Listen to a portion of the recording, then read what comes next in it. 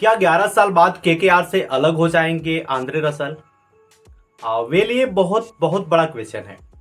क्योंकि बीते कई सालों में जब भी केकेआर की टीम बनती रही है तो दो नाम जो हैं वो ऐसे रहे हैं जिनको लेकर लोग आंख बंद कर कर कहते हैं कि यार जो यह दोनों हैं वह तो खेलेंगे ही। एक नाम है सुनील नरेन और दूसरा नाम है आंद्रे रसल का।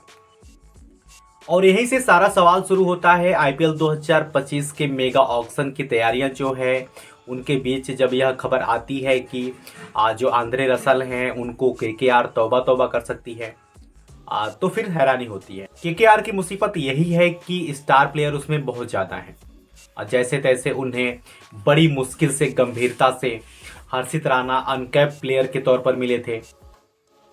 हर्षित राणा अनकैप प्लेयर खेले भी। हर्षित राणा 31 तारीख को डेब्यू नहीं कर रहे हैं तो जाहिर सी बात है कि अनकैप हो जाएंगे। गंभीर इत्तेफाक यह है कि 1 तारीख को उनका डेब्यू हो सकता है, लेकिन हैरानी है कि रसल बाहर हो सकते हैं।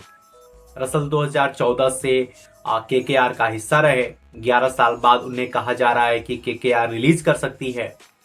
ऐसा कंफर्म नहीं है, लेकिन चर्चा शुरू हो रही है कि केकेआर की जो रिटेंशन लिस्ट है उसको देखते हुए कई सारे रिपोर्ट यह आई है कि 4 खिलाड़ियों को रिटेन करने पर सहमति बन गई है।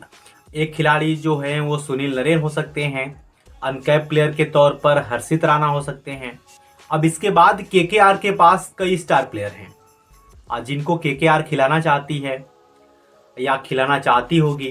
केकेआर के पास एक स्टार हैं उनके कप्तान श्रेयस अय्यर, दूसरा स्टार है वेंकटेश अय्यर और तीसरे स्टार हैं उनके पास रमनदीप सिंह। मिचेल स्टार्क भी उनके पास हैं। लिस्ट जो है वो बहुत लंबी है और इसीलिए सवाल यह है कि उनमें से कौन कौन जो हैं वह शामिल हो सकते हैं रिटेन की लिस्ट में। चलो आप मान लीजिए स्टार्क को हटा दें, 25 करोड़ में है स्टार्क।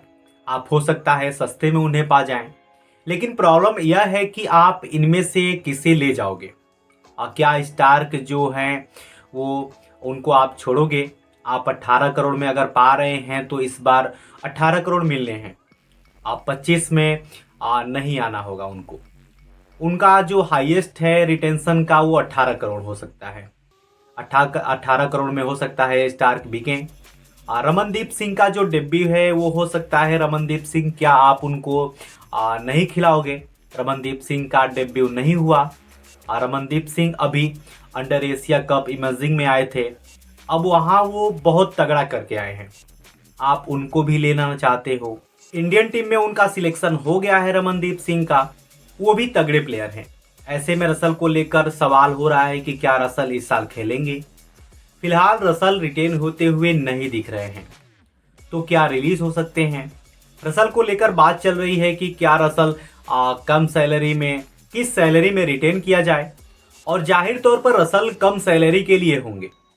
नहीं, रसल या तो पहले या दूसरे नंबर पर रिटेन होना चाहेंगे और वहां तक दिख नहीं रहा है। अब अगर रसेल को रिटेन होना होगा तो कम सैलरी में रिटेन होना होगा या फिर ऑक्शन में जाना होगा। मालिक मैनेजमेंट पर फिलहाल नजरें हैं कि क्या वह रसल को लाते हैं या रसल को छोड़ देते हैं। रसल 2014 से केकेआर का हिस्सा है। केकेआर 2 बार चैंपियन बनी, उनमें इनकी भूमिका जो है वो अहम रही। केकेआर के मास्टर प्लेयर में से एक रहे हैं। पिछले मेगा ऑक्शन में 12 करोड़ में रिटेन किया गया था उनको। और उन्हें आईपीएल 2024 की बात की जाए तो 9 मैच में 31 की एवरेज से 185 के स्ट्राइक रेट से 222 रन बनाए थे और 14 मैचेस में 9 विकेट भी निकाले थे। तो रसल वैसे ही अनमैचेबल है। 2012 में डेब्यू हुआ था उनका, दिल्ली कैपिटल का हिस्सा थे, फिर केकेआर में गए और फिर वहां से फिर निकले नहीं।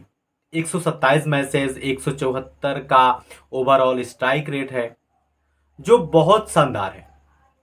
115 विकेट भी निकाले हैं। बट क्या रसल को आप रिप्लेस कर सकते हैं? तो देखते हैं क्या होता है। तो क्या केकेआर जो है वो आंद्रे रसल को रिटेन करेगी या फिर रिप्लेस कर सकती है? तो देखते हैं क्या होता है। तो ऐसे ही क्रिकेट की खबर पाने के लिए हमारे क्रिकेट ज्ञान चैनल को सब्सक्राइब करिए। अगर आप फेसबुक पे देख रहे हैं तो हमें फॉलो करिए। बहुत बहुत शुक्रिया।